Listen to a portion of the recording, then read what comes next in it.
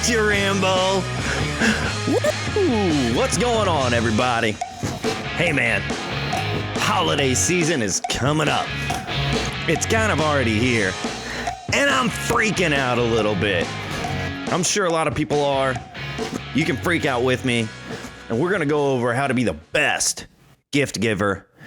And I doubt that it works, but we're going to try on last week, this week with your boy Clayton Hill. Follow me on YouTube, Spotify, Apple Podcast, Instagram, TikTok, wherever you watch, wherever you listen, you can probably find me. But that's right. It's the holiday season. We're hanging out with our friends and loved ones. Gifts in a pile, maybe around a tree. Maybe you have something else that you put your gifts around, but the gifts are there. They're being distributed. You've got them all piled in front of you. Kids are running around screaming. You can still smell the ham from dinner. Or maybe, I don't know, maybe you have a roast beast or a cooked goose. The aroma is in the air. Alongside it, Uncle Jerry's cigar, and just the sound of snoring from somebody's recliner. And we've got it all around us. We've got all of our presents. It's the moment we've been waiting for. We're sizing them up. We're taking a look. We're shaking them. We're seeing what's in there. What could it be? What could it be? What could it be? The anticipation's been building all year. I can't take it any longer. I gotta see what's inside. I rip through the wrapping paper like a little puppy that's just found a piece of paper towel or toilet paper. Or maybe it's money. Rambo would shred anything, and I'm shredding through this gift. And I open it up, and it's friggin' socks, dude. You knew I was gonna say it. Socks suck. Kind of. Don't be that person. That's what we're trying not to be. I don't want to be the person that gives socks this year. I'm trying to do better than socks. That is the bar that we have set for ourselves. Don't give socks. Kind of. Unless they got Rambo's face on it or something like that and they're goofy, I'll take them. I just wore a pair of Elf socks, like from the movie Elf, the other day. So I do like goofy socks. If it's goofy, give it to me. But if you give me regular socks, you suck. And we don't want to suck. You don't want to be that person. I don't want to be that person. Let's not suck this year. Let's do better. How do we do better? Question I ask myself every year. Every year this time comes around, I'm like, it's tough. It's tough to give good gifts. But we can't not give one. Maybe we can. Maybe we can. There are people, moms never want anything for Christmas. Oh, you don't have to give me anything. Just being here is enough, right? Because moms are freaking awesome. But still, you want to give something. So I've been doing some research because it's what I do. I like to look things up. And I might not learn anything coming out of it, but I do like to do a little digging. And I did a little digging. I listened to a podcast. I'm terrible at giving recognition. Mind something. I think it's by NPR Radio. Mind crap. That's on me. Anyway, I listened to a podcast about gift giving and I looked some stuff up online. So you don't have to do all that. You just listen to me and maybe we'll figure it out together. The first thing is obvious, right? First thing's obvious. To give a good gift, you have to be thoughtful. It goes back to the rule of it's the thought that counts. Okay, but in order for it to count, you really have to put some thought into it. It can't just be like, oh, I thought that I should give you a gift. Here's a gift card. And we'll get there a little later, but the good ones are thoughtful. What first of all, not necessarily what would you like, that can work too, but this other person isn't you. You have to think of the other person. What would they like? If you don't know them that well, maybe it's, how did you all meet? Did you meet in a certain place? Is there anything that you can do around that setting. If you met at a coffee shop, maybe it's a coffee mug, right? Or I mean, you could even write like a Christmas card on the back of a menu from the coffee shop. Maybe. I don't know, but it brings that element in there. Sentimental gifts always win. You have to think about the other person. What do they like? What are their interests? Is it sports? Is it beauty? Is it movies? Do they like to read? What do they spend their time doing? Are they in school? What are they pursuing? How do they spend their free time? And that'll kind of tell you what you're looking for there. Like, what do they need? Is it something practical, something useful that they can use that's not toilet paper? Everyone can use toilet paper. I'll go ahead and scratch that off your list. Don't do that unless it has Rambo's face on it. But then at the same time, that's a nice gift, but I don't want to be wiping my butt with Rambo's face. It gets weird.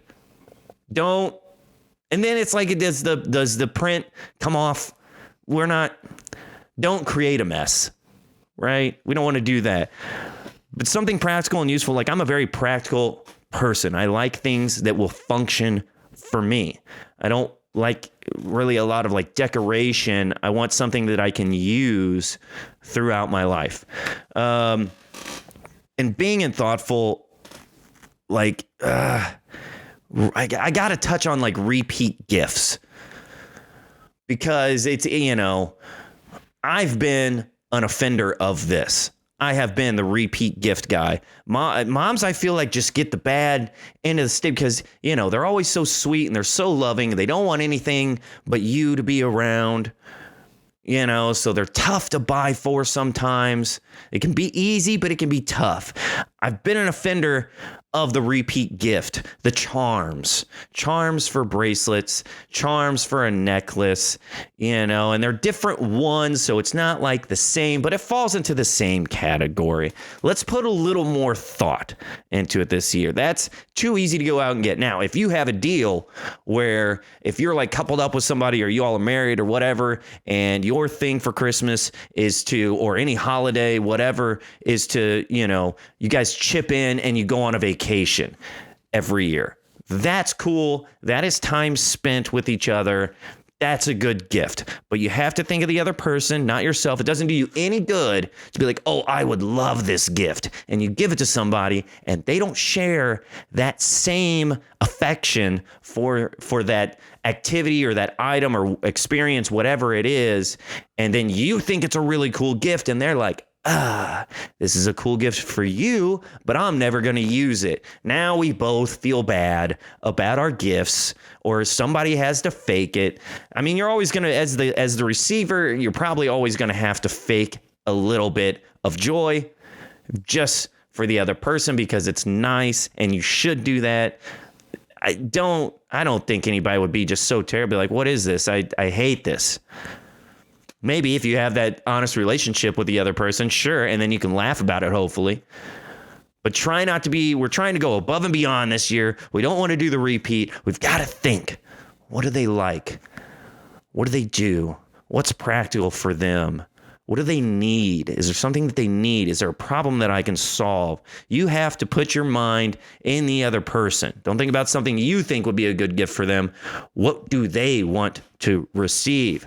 Thoughtfulness counts. Sentimental gifts always win. Another thing that I have found through the interwebs and podcastings, gift experiences over things. A little tricky. I've done this before the wrong way. So gift experiences, if somebody likes sports, maybe it is a ticket to a game, or maybe it's like a tour in the stadium, or, like a museum. You guys go to like a museum thing for that sport. It could also be materialistic, but we're talking experiences thing, something that you guys can go and do together, right? To create memories.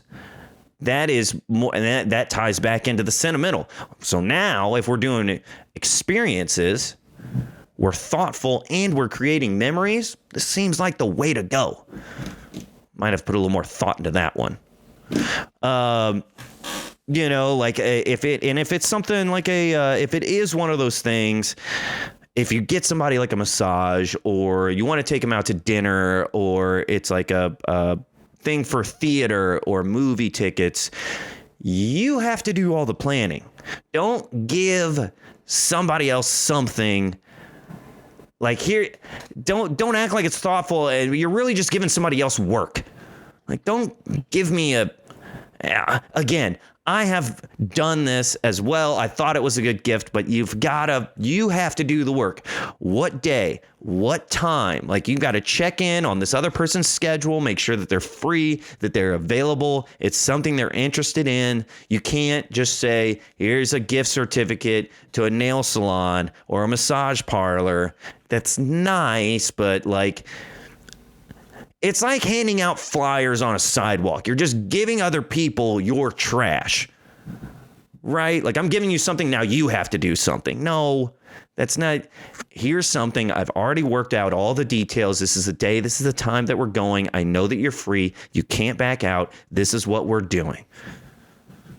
And now we're doing it together, and as an enjoyable moment where we can spend time. Time is very valuable. People don't give time anymore. So that's something that would be awesome. I would love to have like tickets to a game, man. Let's go. Now I get to see my favorite team. I get to hang out with you, and we get to have this experience together for a day. We're creating memories that we won't forget. Whereas if you give me a keychain, I mean, it might be on my keys. I might think of you. That was probably a bad example, but keychains, I'm not excited about a keychain. Take me to a game. Let's go. All right. Emotion, right? Like with the giving the gifts of experiences, we talked about that. We've got to be thoughtful. We've talked about that. We've given examples. We're doing the planning. Logistics should be planned out. We're on a good track right now. All right. If anything like so, I've got to talk about this one too, because it comes up all the time, like gift cards. Real split on the old gift card giving. It seems like a cheap way to kind of cop out of thinking. So if I get a gift card, and I'm torn on this too, though. If you get a gift card, do you want a generic one? Do you want one where you can just spend your money wherever? And at that point, just hand me money. There's frauds going on right now about gift cards. People are buying gift cards that have already been used. These smart little nugget thieves.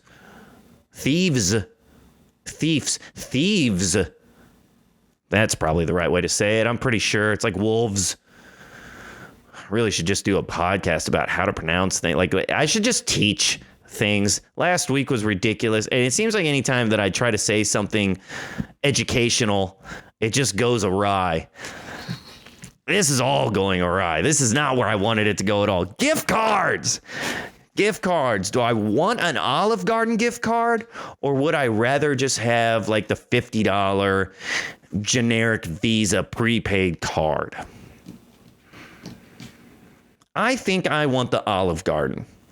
I think I want the Olive Garden because the thing with gift cards is like, okay, you really didn't think about it. You just throw me money. Just put it in at least put it in a card. If you're going to do a gift card, put it in like a card that you write. If you do like, here, I bought you a card where other people already said things and then I just gave you money. I get it. It's not bad. But I would just rather, if you're going to do that, like, you write the card. You write what, the things in there. Oh my gosh, you mean so much to me. I really value our friendship or our relationship, and I feel blessed to have you in my life. I hope I hope that you're filled with joy during this holiday season. Much love, Gangster Clay.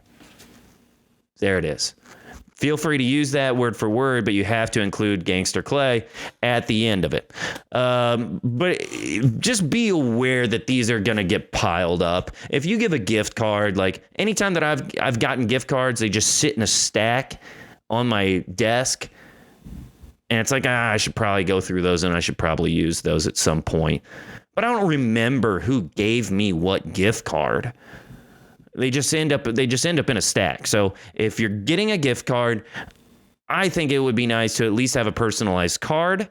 And I think that it would be nice to have a specific place, maybe something that means something to me, or maybe something to our, hey, that coffee shop that we met at earlier in this podcast episode. Maybe that's the gift card that you get because we met there and that's a special place for me and you. And now I feel a little fuzzy. That means we should go back again. Right? Warm, holiday, fuzzy feelings. That's what we're going for here. So there's my tips for gift cards. Personalize it somehow, either by the card. This is tough when you're talking about two different cards. Buy a written card with the gift card, or specify a location or a place or something for the gift card to be used that means something between you and the person that you're giving it to. There we go. Gift card rant done. The biggest thing about any of this, this is what I got from the podcast I was listening to, is just communicate. This guessing thing kind of sets us both up for failure.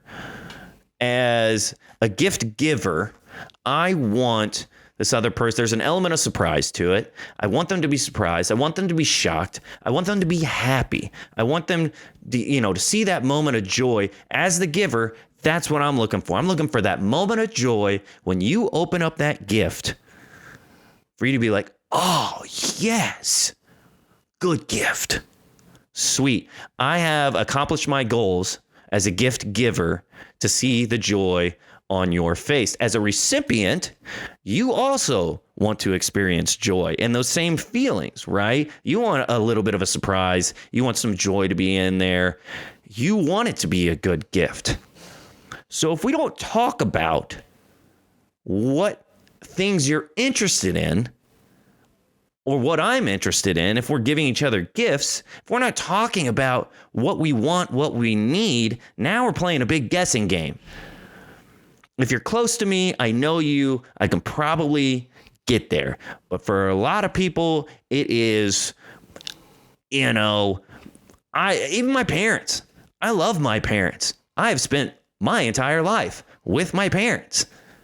Not with them, they're thousands of miles away right now, but I talk to them all the time. I have 34 years of time with my parents. And even then, it's very difficult for me to think of something to get for my parents. They're just tough to buy for me. Maybe it's on me. Maybe I'm not putting in enough time. I don't know, but it's really tough to buy for my parent, thousands of miles away. We talk on the phone every day, but I'm not in their everyday life. I don't know what they want at this point. I feel we talk to them every day, but I feel like I haven't really talked to them in 20 years. Since I was living at home. And even then, I'm just playing PlayStation downstairs, shutting myself out from the rest of the world. Just Supercell, I think is what I was playing. Some Crash Bandicoot. Hell yeah. Bring that back. I think they did. Anyway, communicate. Talk about what you want. Give ideas. Give suggestions. That way there's not as a gift giver, I'm not just out in the dark hoping that you like it whenever, then I'm probably just going to get you a gift card. So I have making lists is a great thing for this. I made a list on Amazon and I share it with my family. Hey guys, if you're looking for something to give me, but I'm also very particular. Like if you're going to buy me a pair of pants, I need it to be this size, this length. I need it to be this kind of pant. Same thing with any kind of clothing. I know what styles I like. I know what fits me well. And so these are going on a list. I've got golf balls. I've got golf clubs on there. There's a battery jump starter, things that I could use, things that I could need, that I could need. Yeah, that's a thing. So communicate on that list. Talk about it. It takes the guesswork out. You know that whatever you get, it'd be like if somebody had a wedding registry and you just went completely off of that and just got them some random thing. They're like, well, we told you what we needed, and then you ended up getting us a quilt. Okay, I guess I'll just put it over the back of the couch. You don't want to do that. All right, take the guesswork out of it. Communicate to each other. But that's the thing. You have to communicate to each other. This is not the time to communicate things that you haven't talked about. This isn't the time to change someone and suggest something. We're not trying to be passive aggressive with our gifts. I'm talking about Peloton. Peloton had, this came up in the other podcast too. Peloton had a commercial come out where a husband gave his wife a piece of exercise equipment for Christmas. And the suggestions there are not good. You don't want to do that. Don't give them like a gym membership, a piece of workout equipment, a trainer, a meal prep service.